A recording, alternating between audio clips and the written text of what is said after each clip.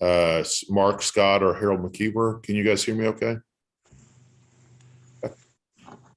United Laboratories versus, actually, let me deal with anyone here on the scheduling conference docket. So Mr. Lohr earlier. Lester versus Moreno. All right. What's going on with this one? We got our agreed motion to transfer venue to Tarrant County filed yesterday about 5:10 in the afternoon. So a little late. Doesn't look like it's on your docket yet. It's being accepted, but it's agreed by all parties. So it looks like we'll be getting out of your court. So we didn't want to get a scheduling order until we got in the new court. Is that correct, Mr. Thornhill? Yes, that's correct. We've all agreed to Tarrant County, so that's correct. Mr. Arias, are you here? Meredith Livermore for Axelor and Carlos Moreno. Yes, we agreed to it. Okay.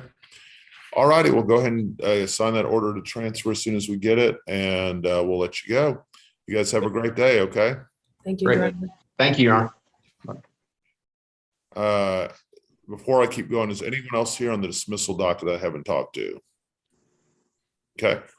United Laboratories Manufacturing versus Colonial Enterprises. Anyone here on that case? Yes, Your Honor. Abby Drake on behalf of plaintiff. Gary Britt, Your Honor, on behalf of defendant.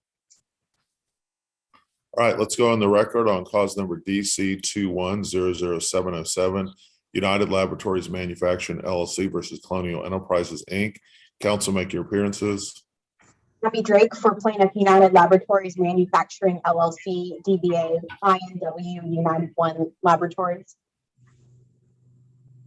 Gary Britt, BRITT, attorney for defendant Colonial Enterprises Inc., a California corporation. Okay, I've had a chance to read all of this, and so there's, I guess, one main question I have for both sides, and that is, this is a little bit of an unusual situation, I guess, that you guys contracted with a California company to make, I guess it was hand sanitizer. Am I remembering this correctly? Hand sanitizer. And they allegedly did not produce or did not package as many of those as they said they were going to. And then the issue was these were going to be distributed here in Texas. What case in Texas is most on point to that fact scenario? Your Honor, I would point to the Peters versus Top Gun Executive Group case, and that is cited in the briefing, but it's 396 Southwest 3rd 57 out of the 14th Court of Appeals. In that case, it dealt with a confirmation of a New Jersey judgment, but they discussed whether the New Jersey court had jurisdiction over the Texas defendant. And one thing they looked at were issues such as the length of the contract, and that because this contract was intended to span a bit of time, and also other factors such as that the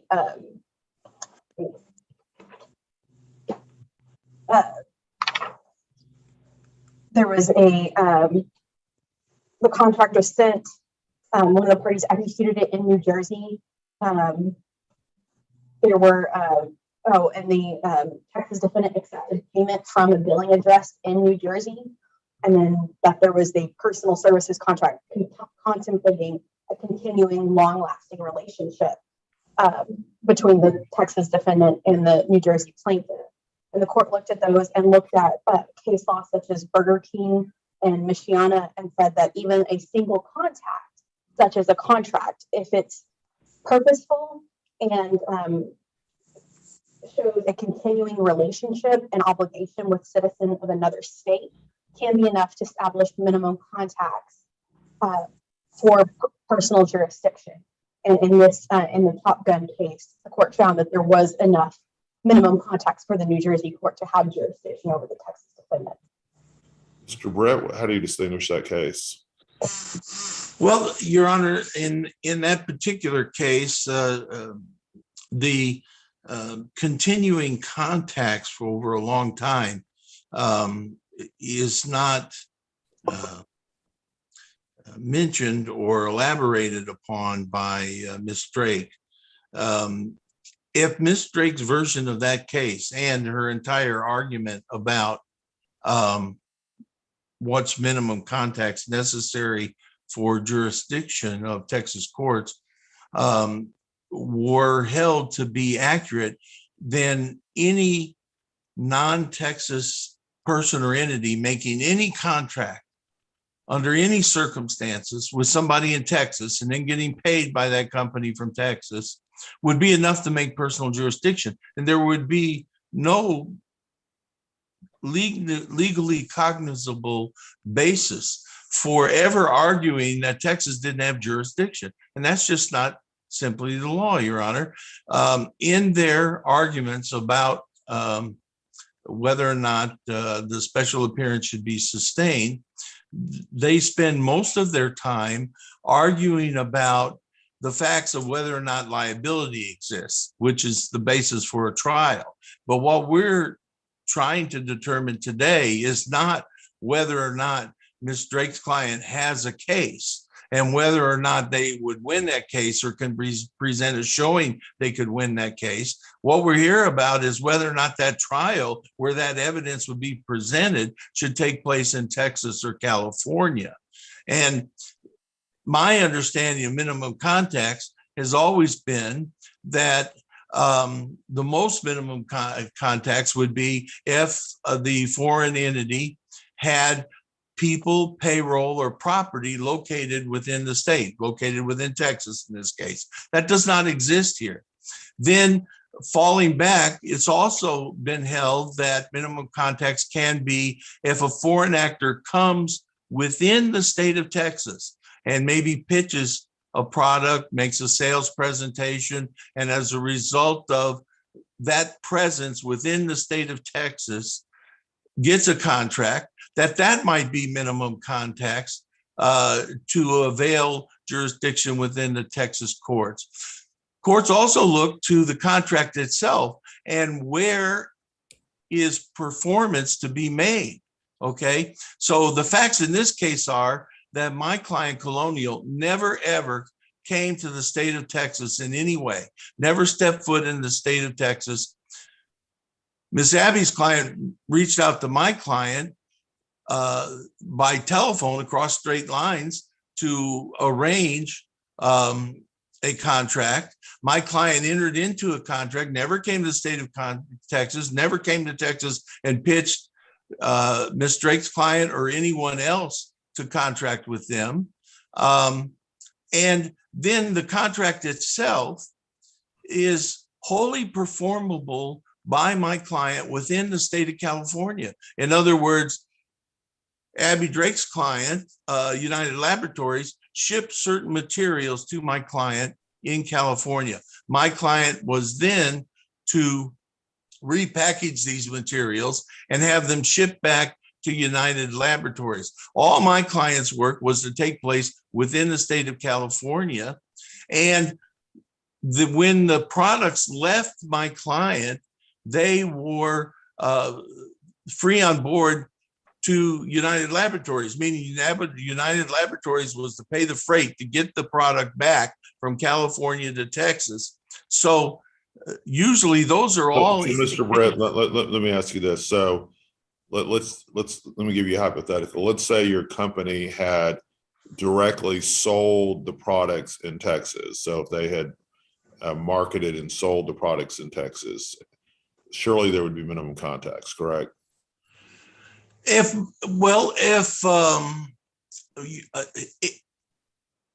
would take that question two ways.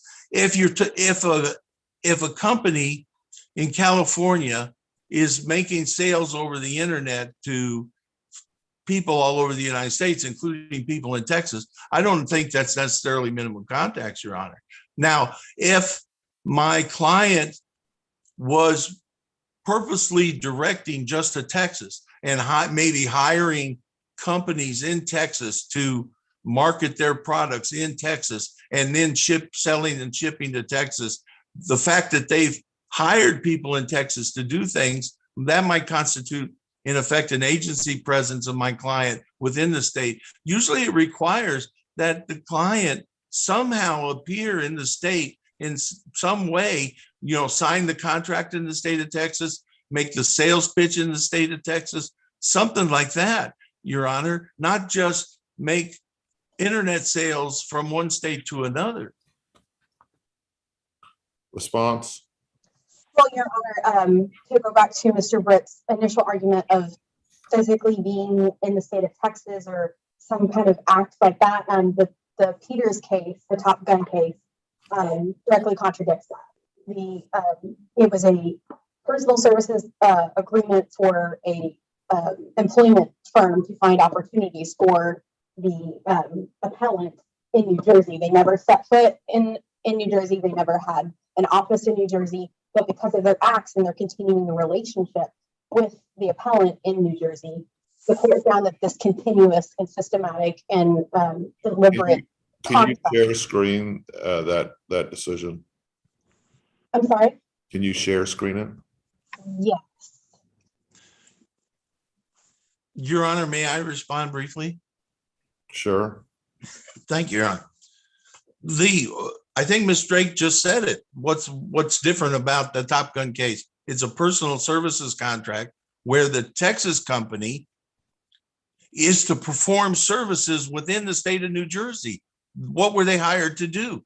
They were hired to seek out employers within the state of New Jersey to find employment for somebody within the state of New Jersey. So their performance of the contract was to take place in part in New Jersey. And that's why the Texas court found that New Jersey having jurisdiction was not improper. But that's not the case here. My client's performance was never in the state of Texas. Ms. Drake, I was asking you to share screen, not share the document. Do both, just for. Let me see. Let's see if I can.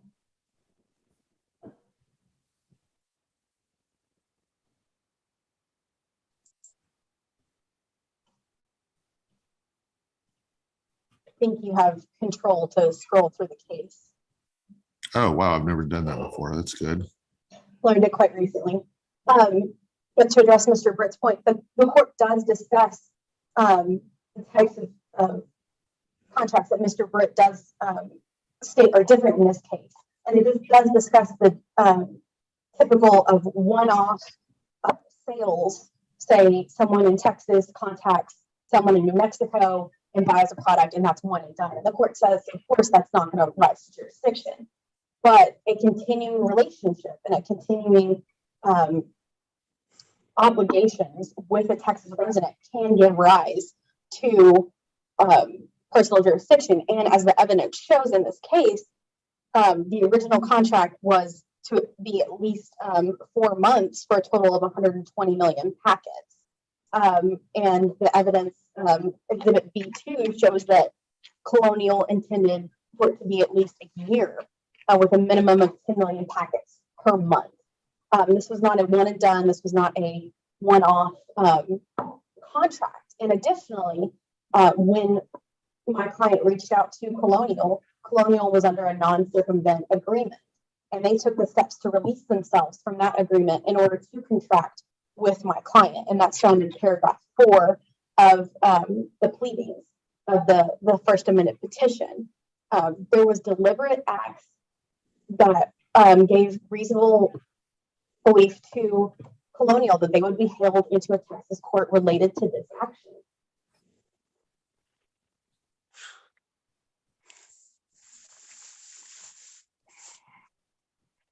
I've lost audio, I think, or may I respond, Your Honor? Yeah, I can hear you. Okay, great. Well, again, Ms. Drake's arguments mostly go to whether or not her client has a legal claim for liability against my client, and not to whether or not jurisdiction should be in Texas or California. And again, in the Top Gun case, what the court was ruling was the Texas company was subject to personal jurisdiction in New Jersey But So, it was Mr. Brett, because- Mr. Brett, let me just read to you out of this. Can you see this on your screen? I can see it on my screen. I can't scroll it, but I can see it. Jurisdiction may not be avoided merely because the defendant did not physically enter the forum state. Parties who reach out beyond one state and create a continuing relationship and obligations with the citizen of another state are subject to jurisdiction of the latter and suits based on their activities. It is not the number, but rather the quality and nature of the non-resident's contacts with the forum state that is important. So long as it creates a substantial connection with the forum, even a single act can support jurisdiction. A single contract may meet the purposeful availment standard. I mean, it does seem like this is kind of on point to what we have here. You have a contract where there was going to be a continuing obligation of selling a number of different, I guess, batches, or I don't know how you describe it, batches of hand sanitizer over a period of time where there was going to be packaging. I think this is kind of right on point. Can I address that point, Your Honor? Very briefly. That specific point, Your Honor, is that the specific contacts and specific activities that the Texas company had with New Jersey was that they were to perform under that continuing contract in New Jersey. And therefore New Jersey, they had minimum contacts with that Texas company because that Texas company was performing its contract in New Jersey. They were to look for an employer to hire their client within the state of New Jersey. They weren't to look in Texas or anywhere else. So they were specifically performing under the contract in New Jersey, Your Honor. But my client's performance under the contracts in this case took place and were to take place entirely within the state of California. My client didn't even have to insure the products going back to Texas. The plaintiff insured the products going back to Texas. That means my client's performance ended when he put the product on in a shipping container on a truck at his loading dock in California. That's where my client's performance ended. He never performed anything within the state of California. And those head notes don't give you really the details of the kind of contact. It refers to if the contacts are of the right nature, that even one contract could be enough. But if one contract that involves shipment over 4 months of numerous goods, which can happen between big companies, well, then no company would ever be able to sustain a special appearance if that were the standard, Your Honor. Yeah, typically you look to where the contract is. Let's see. Okay, first off, do you have a case on point to support your position? I do not have one that I can cite to you today, Your Honor. I'm sorry.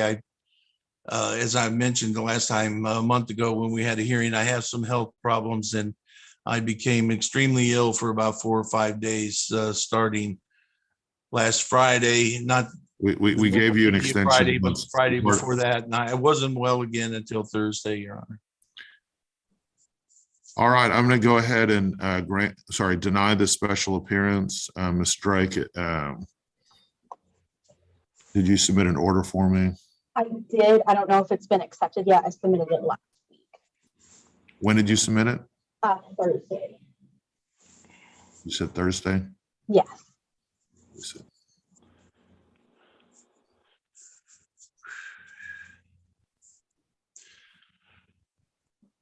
Your Honor, my comment on the order submitted by Ms. Drake would be that I would like the order to specify a reasonable amount of time for me to file and full answer in place of the special appearance, and for counting of days to perform actions that might be required to take place after an answer is filed, to begin counting from the date I'm required to file my full answer.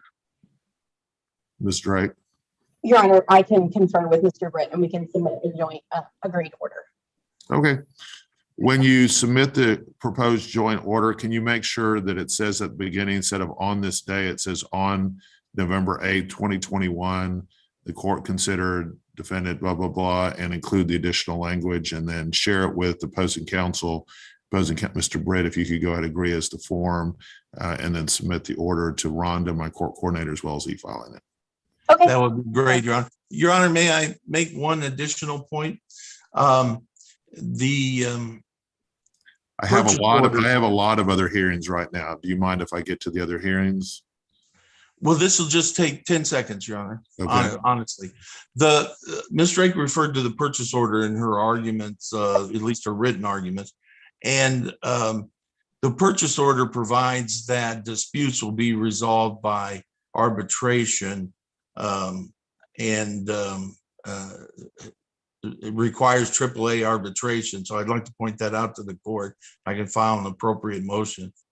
If you want to move to compel arbitration, I'm not foreclosing that's perfectly acceptable. I'm not ruling on it one way or the other, but I understand. this doesn't foreclose that. So, all right, great. Well, thank you so much, guys. You guys be safe. Okay. Thank you. Thank you. All right. The next case is AIG Property Casualty Company versus NAST. Counsel, make your appearances. Your Honor, Talmadge Boston, representing defendant Laura Leppert, who's the movant on the motion for summary judgment. Your Honor, this is Attorney Saren Williams for the intervener Allstate. Your Honor, this is Laura Spangler here for defendant Jacob Clifton. You guys want a record for this, or? I don't have any need for a record. I don't need one, Your Honor. I don't think there's anything here, but we are recording this as we do for most of our hearings pursuant to the instruction of the Office of Court Administration on YouTube. Is there anything confidential that's going to come up in this hearing that should require me to take it down? Nothing that I know of. Opposing counsel? No, Your Honor. All right, let's proceed. I've read all the briefing, but go ahead and proceed. All right, Your Honor, Talmadge Boston for the plaintiff, Laura Leppert. My traditional and no evidence motion for summary judgment went forth on two grounds. The first, statute of limitations, which Ms. Williams has, in her response, satisfied me such that I withdraw that as the basis, given the COVID restrictions and when it was delivered to the clerk, as opposed to when the claim against Laura Leppert was filed. However, I still, in the context of her response, believe that the motion is meritorious on the no evidence point regarding that there is no evidence that defendant Laura Leppert had any negligence at all. In looking at the response in opposition to the motion for summary judgment on this point, if you look on page 2, where Ms. Williams sets forth the summary judgment standard, you'll notice that she's talking about sufficiency of evidence, and this motion has nothing to do with sufficiency of evidence. It has to do with no evidence. And she talks about evidence that favors the plaintiff or so forth. Again, there is no evidence that supports the plaintiff's claim of negligence by Laura Leppert that resulted in the plaintiff's injury. She cites the Texas law that a non-movement only needs to present a mere scintilla of evidence in order to defeat a no evidence motion for summary judgment. And in fact, in her response, she submits no evidence. The only evidence that's attached to her response has to do with the statute of limitations issue. There's no affidavit by Mr. Rodney Gilbert or anybody else So then when we go to page 4 of the response, it opens with the claim that by this no evidence MSJ, we are invading the province of the jury. Obviously, we're not, because this doesn't even get to the jury. It is no evidence. It is direct, like a directed verdict, as the Texas Supreme Court held in King Ranch v. Chapman. So that argument fails, because we're not dealing with comparing levels of evidence on both sides.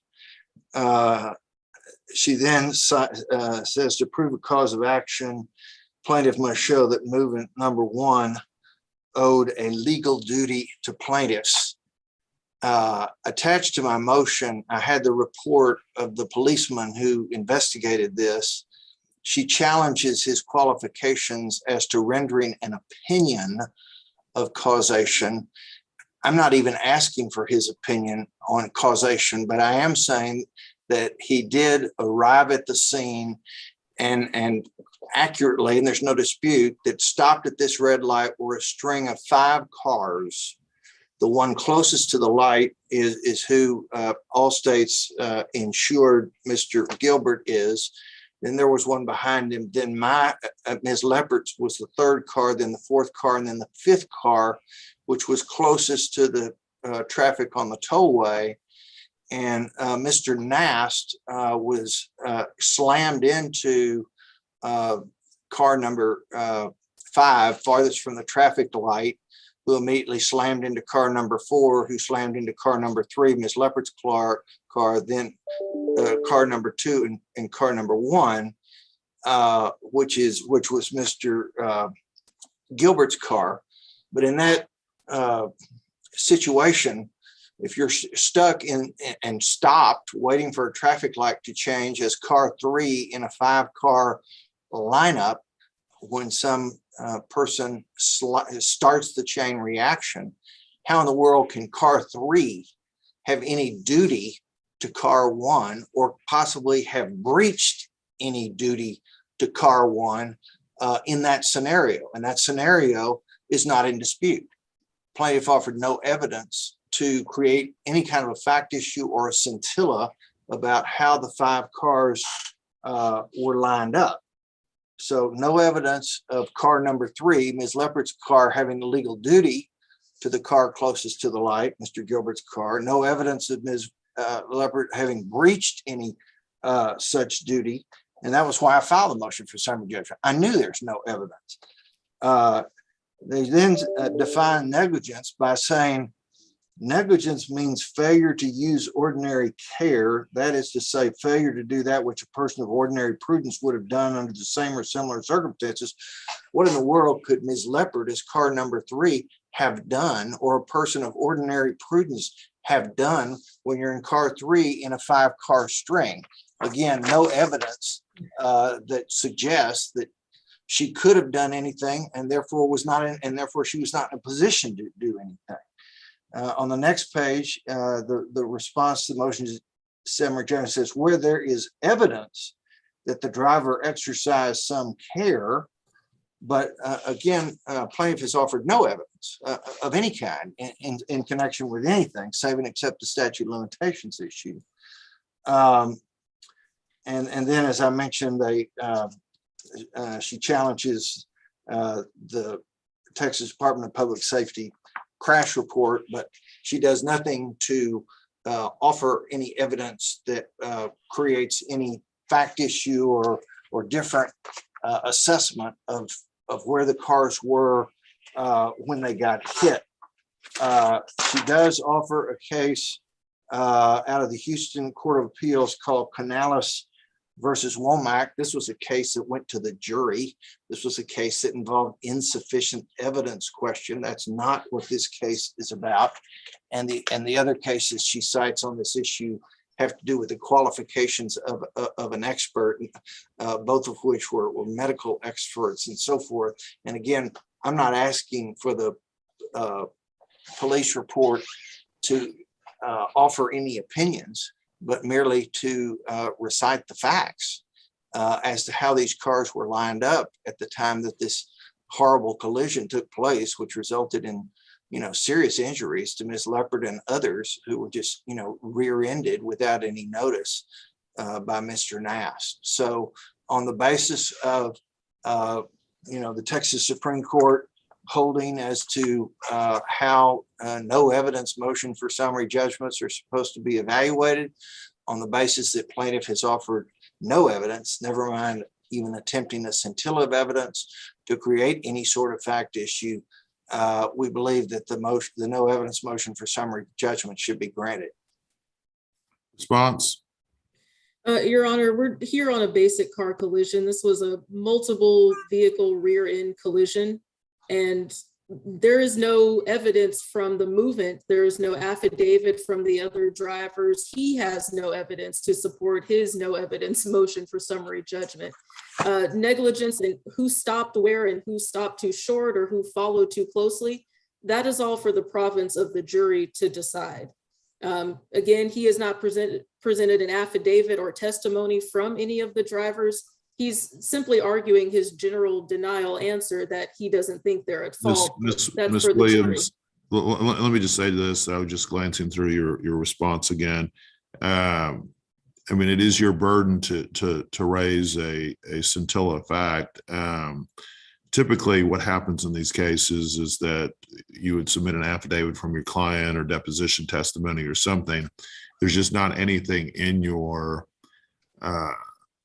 response that's something I can consider. It doesn't look like there's any sworn testimony. There's no evidence here. And so I guess that's my concern, that I will tell you, I regularly deny these types of motions, but usually because there's something that's been submitted, and that's, I guess, my concern here. Right, and Your Honor, we would reference the crash report that both parties submitted. There is no denial that Ms. Leopard was involved in this collision. The issue, the genuinely disputed fact, is whether she followed too closely or whether she maintained a safe distance, resulting in plaintiff's damages. And we believe that that is the issue for the jury to decide. If she thought that was a jury issue, then some scintilla of evidence should have been offered in her response to create a question for the jury. But under Texas Supreme Court authority, where no evidence is offered, there's nothing for a jury to decide. And as to her argument that I haven't offered any affidavit, that's what a no evidence motion for summary judgment is about. There is no evidence. I don't have a burden to come forward with any evidence. I do think that's a correct statement of the law. So I have. What is your position, Mr. Boston, about the police report being evidence that could defeat a summary judgment? As I said, my position is not that the police report is being offered for purposes of opining on causation. It is being offered merely as to the location of the cars at the time of the collision. And certainly Ms. Williams, if she thought that the police report was inaccurate as to what it says about where the cars were at the time of the collision, then obviously she could have offered some affidavit evidence, but she did not. And so I merely offered that just to make it quite clear, undisputedly, as to where these cars were when the collision happened. And on the basis of that, when you're car 3 in a 5-car string and somebody slams into the car number 5 and it creates a chain reaction, there's nothing you can do. We've all either been in or had family members when you're in that, there's not a darn thing you can do. And that was, what drove the no evidence. There's no duty to do anything when you're stuck in a 5-car string. There's no breach of duty for failing to do anything in a 5-car string. That's why the claim against Ms. Leopard has no merit at all. So I've handled, I'm board certified in personal injury law, and I Ms. Williams, I was kind of on your side when I was in private practice, and I dealt with this issue many times. And the problem here, so I disagree with Mr. Boston that it's impossible for you to raise a fact issue. I think it, usually what's done in the situation, there's either an affidavit from the plaintiff or there's depositions taken and you submit deposition testimony that there was unclear which collision occurred first. That being said, none of that was submitted in this case. There's no sworn testimony in this case about what happened. Was it for example, what happens in some of these cases is there's the plaintiff will testify that there was multiple times that they were hit, like they're hit the first time, then they're hit again, and then they're hit again. And then you could have 2 or 3 people in the cars behind you that might be responsible. But again, none of that's present. I even looked at the police report, and that police report puts everything on number 5. Have you guys not taken any depositions in this case, or is your client still living? Well, Your Honor, we've had some issues with Mr. Boston and I. We have been conferring. We've tried to resolve this out of court. I think Allstate and AIG are I'm pretty certain that they're both members of arbitration and that this could probably be disposed of in arbitration. We've just had some issues getting Ms. Leopard's policy information provided to us. So I've been withholding discovery until we resolve that issue. I haven't done any discovery because, again, I don't think there's any evidence that could possibly, and just to clarify, when Your Honor said I disagree with Mr. Boston, what I was saying is when a plaintiff fails to offer any evidence / a scintilla, then it is impossible. That's what I was saying. I get that. What I was interpreting you were saying is that it's impossible in this type of situation to present evidence. And if she had offered an affidavit that, somebody changing the order of where the cars were, any of that stuff, then she might have been able to do something. But that didn't happen. Your Honor, following too closely and failing to provide sufficient space between the vehicles, that is codified in the Texas Transportation Code. And I believe that's what we alleged in our petition. No question about that. That's the case. Again, if this is an evidentiary issue, which is there wasn't an affidavit submitted, there wasn't deposition test, but there's no sworn testimony that's been submitted. I totally agree with you. I've handled many summary judgments on this point. Mr. Boston has been a little more thorough than most attorneys in this situation. That's not a criticism, but what happens in virtually every one of them is there's just an affidavit submitted. There was an affidavit here. And so I guess my question, Ms. Williams, you represent the subrogers. You're just representing on the property damage claim? Yes, Your Honor. Okay, not on there's no personal injury claim? Correct. Okay. So at this point, I don't really have a choice. I'm going to grant summary judgment. If it's a big issue, Ms. Williams, this will just be interlocutory because there's so many other plaintiffs and defendants and claims here. So if you want to move to reinstate or sorry, reconsider, you always obviously can. But based on the evidence before me at this point, I do have to grant the summary judgment. In the court's file, I filed a proposed order, Your Honor. Have you looked at that, Ms. Williams? I believe I have a copy of it. I don't know if I see that. They went at the wrong file. Let me see.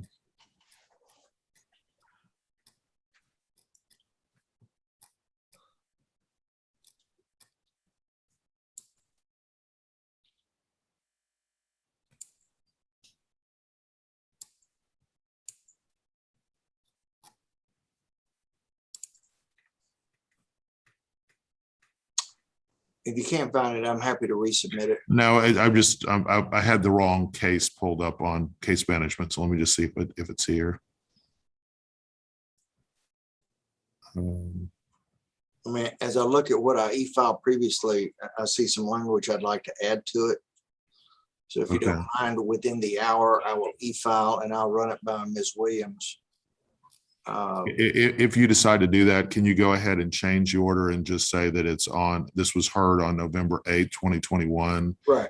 and instead of on this date. Right. Okay, that sounds great. Go ahead and e-file it, and we'll take care of it then. You guys have a great day. And again, Ms. Williams, if you do feel like this is an important issue, you can always file a motion for a reconsideration. All right, thank you, Your Honor. Thank you, guys. All right, is anyone here on the Kramer versus Westdale case? Yes, Your Honor. Yes, Your Honor. I believe we're all here. Yes, Judge. Do you guys want a record for this? Yes, please. Okay. And then this is currently on YouTube. Is there anything that's going to be sensitive coming out that you would prefer not to have on YouTube in this summary judgment? Not aware of anything, Your Honor. Okay. Tony, let's go on the record. Are you ready, Tony? Yes, Judge. Let's go on the record on cause number DC 207616, Kramer versus Westdale. Counsel, make your appearances. Lane Addison and Jeff Henley on behalf of the plaintiff, Judge. Grant Stock and Joel Gary on behalf of defendant Bagby Elevator Company. And Ruben Rios on behalf of Westdale CBS Tower GP and Westdale CBS Tower LP. And I've read all the briefing. I can rule pretty quickly on this, but I'll give each side a chance to argue it. Okay, Your Honor, with respect to the summary judgments, I was wondering if we could first address our objections to the evidence submitted by plaintiff's counsel. We did file a separate objections brief, and I believe Mr. Rios included his objections to the same exhibits in his summary judgment reply. So it was a little unclear to me. Were both of the summary judgments set today? It looks like just the Bagby Elevator summary judgment. Is that not correct? Now, we've gotten them both set at the same time since they're basically same issues. I've got one different issue than the Bagby defendant, but other than that, I think we're aligned on everything else. Okay. Okay, Your Honor, so if I could start with the exhibits. We have three exhibits here that we're objecting to and moving to strike. The first would be Exhibit 2, so plaintiff's response, and that would be the affidavit for admission of business records, as well as the report of J.R. Freeman. This was an affidavit and report that was filed and first served on October 29, about 10 days before this hearing and well after discovery had closed and disclosures for experts had closed. We're objecting to it on a number of grounds. The first ground would just be that this report is substantively and substantially different from Mr. Freeman's timely filed expert report and served expert report. He served his report July 23rd of this year. In that report, he said essentially, well, let me take a step back. Mr. Freeman is plaintiff's expert as to their elevator expert. So he's looking at what happened with the elevator, what caused this, and potentially as well breach of duty.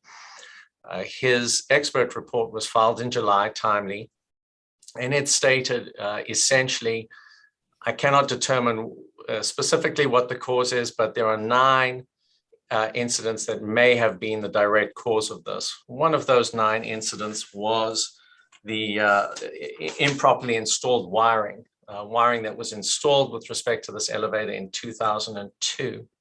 And we took the deposition, of course, relying on that report of Mr. Freeman, and that was in September. And towards the end of the deposition, again, he testified that yes, this wiring, improperly installed wiring, was a potential cause, which is what, by the way, defendants have been saying was the cause of this.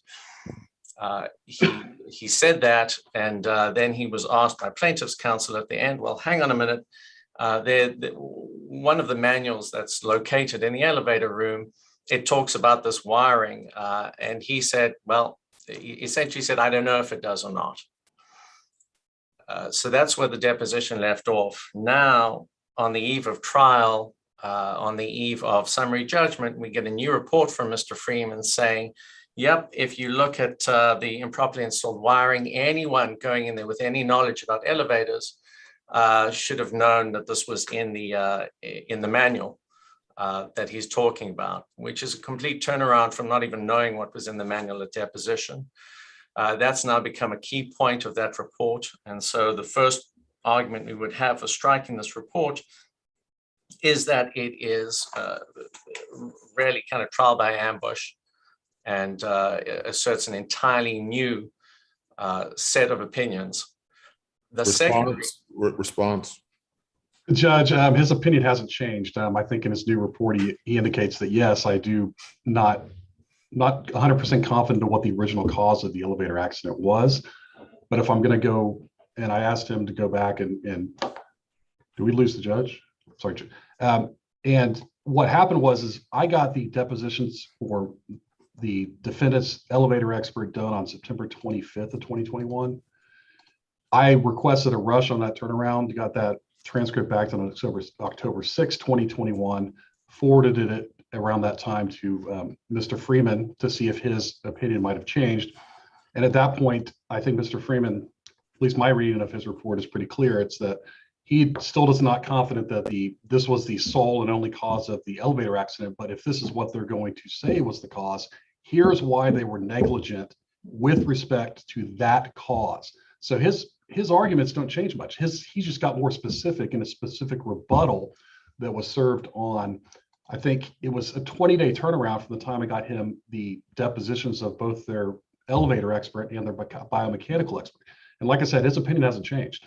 His opinion just got more specific as to what he is rebutting, and he's specifically rebutting what the defendants are now claiming. The objection is denied.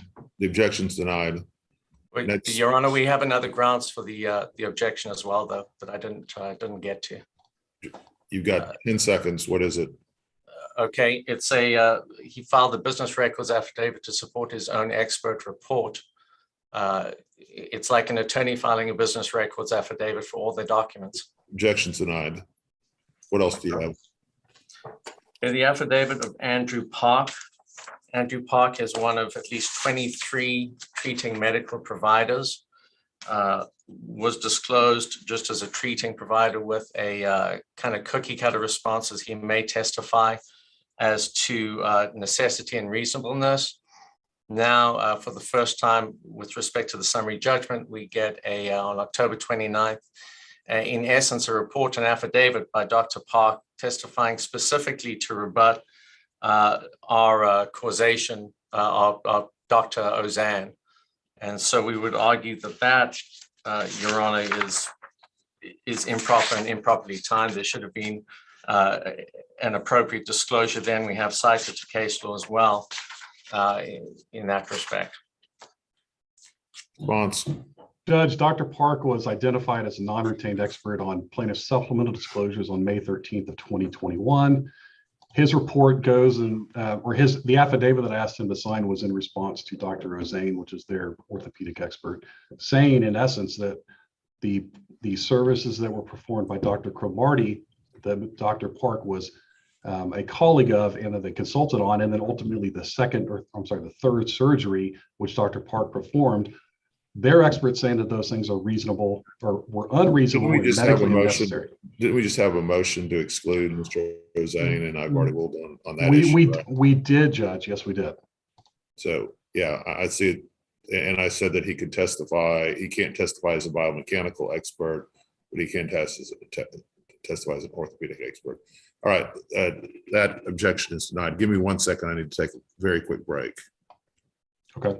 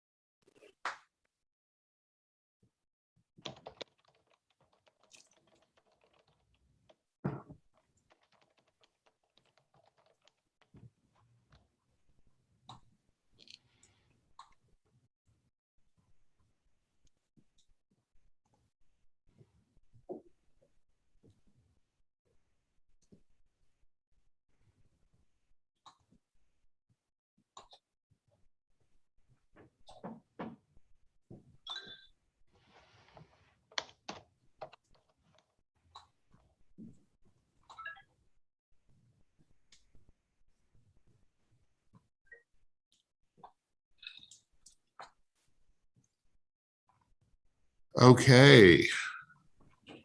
Sorry about that. So that objection is denied as well. What else do you have? We have we've got a report by Dr. Trotter. It's submitted without any kind of affidavit or certification whatsoever. That's a problem, Mr. Addison. It was a document that was produced by defendant Westdale judge. And I believe I served with my response that under rule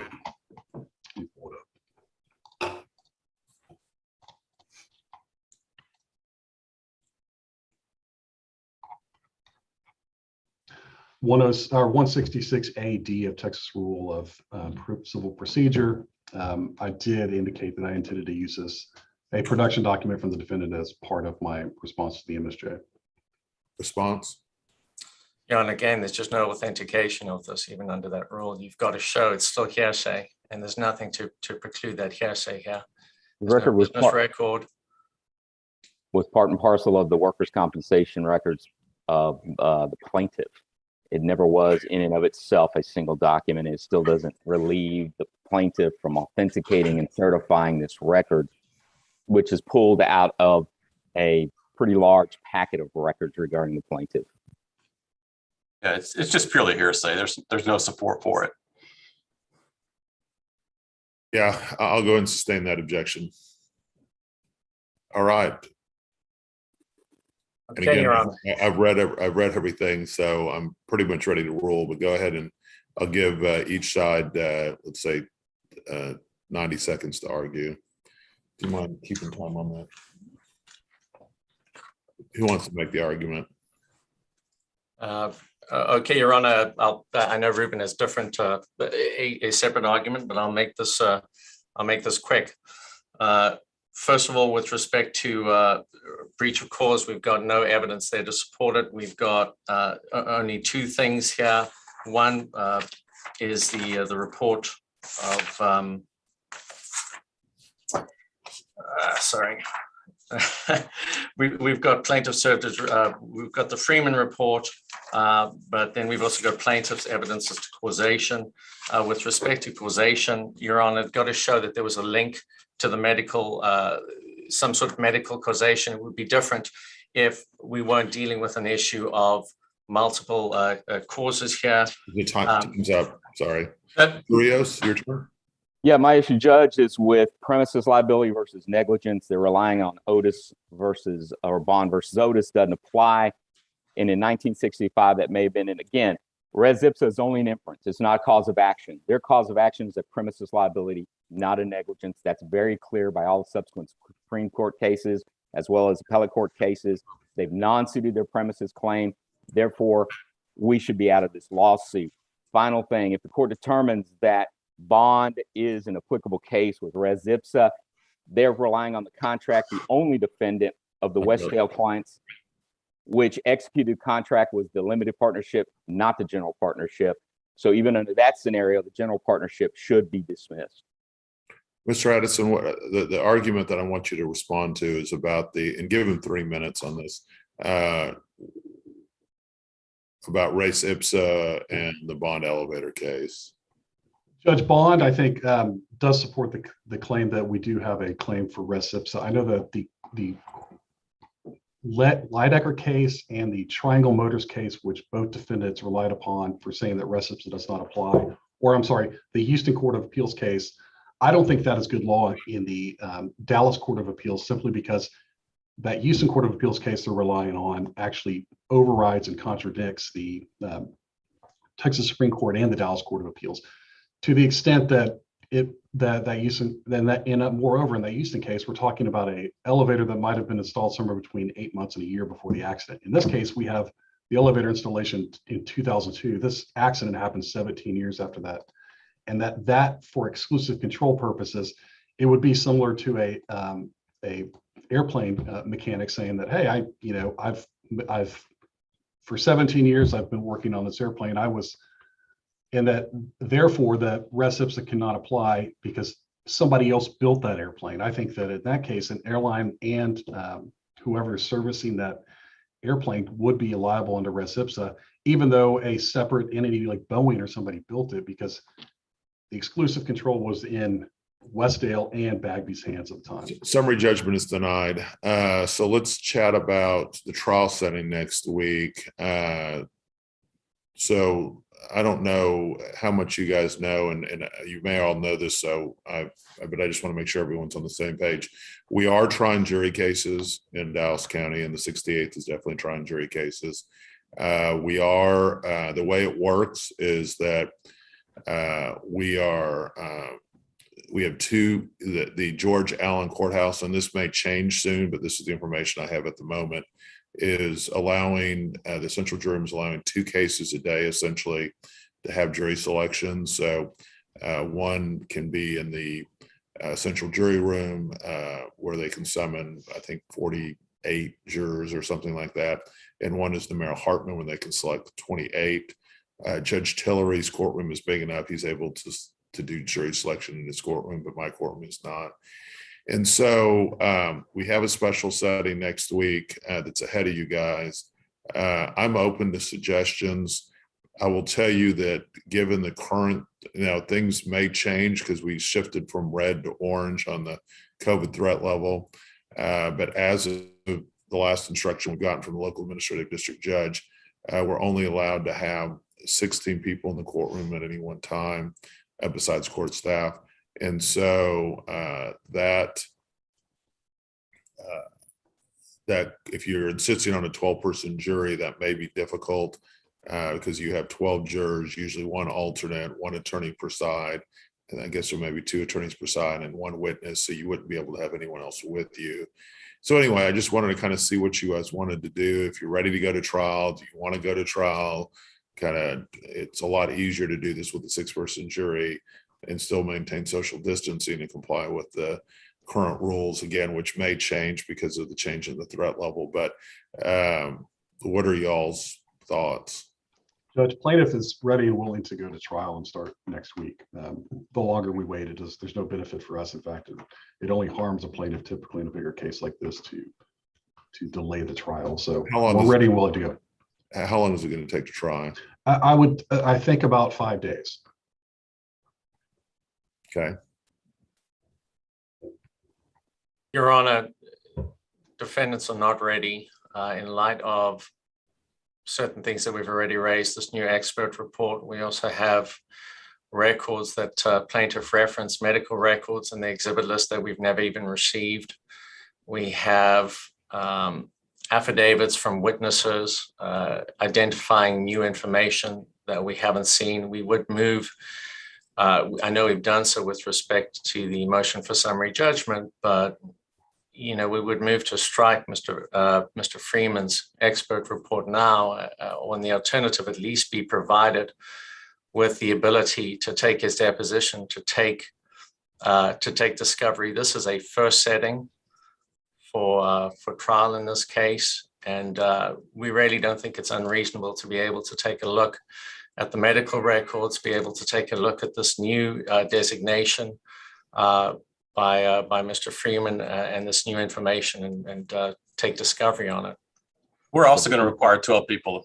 So I think that's going to pack the courtroom, and it's going to be at least 5 days. I would say we'd be lucky if we get done in 5. I'm looking more like 6 or 7, probably going over to Thanksgiving. That's what I'd agree with that. I don't think we can do it in 5 days. We've also got quite a few experts coming from different places that, maybe we can agree on a special setting so that we all know we're going and our experts can set that time aside instead of it being something that's up in the air. And Judge, I don't object to a special setting if the court is inclined to push the trial. Obviously, we prefer to go to trial next week, but if the court is inclined, the plaintiff certainly would not object to a special setting.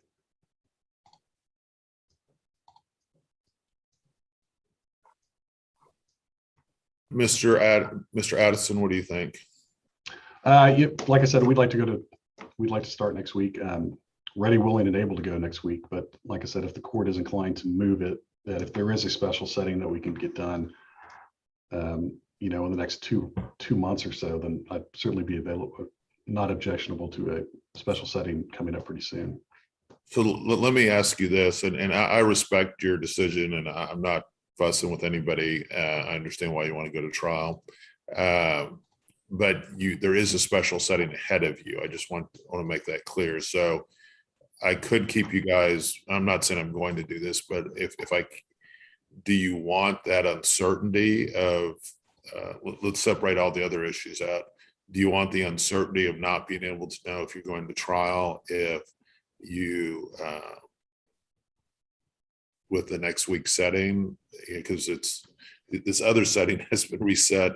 It's a long story, but like 20 times. It's just such a snake bit case. And for a while, I felt like the parties didn't really want to go to trial. Now I think they do want to go to trial. But so I think if I'm going to trial, I'm pretty sure it's going to be on that case. I've requested, and they've agreed to a 6-person jury. So, and one of the things that to know is that I do give preference to let's say that case went away. I do give preference to cases that agree to a 6-person jury.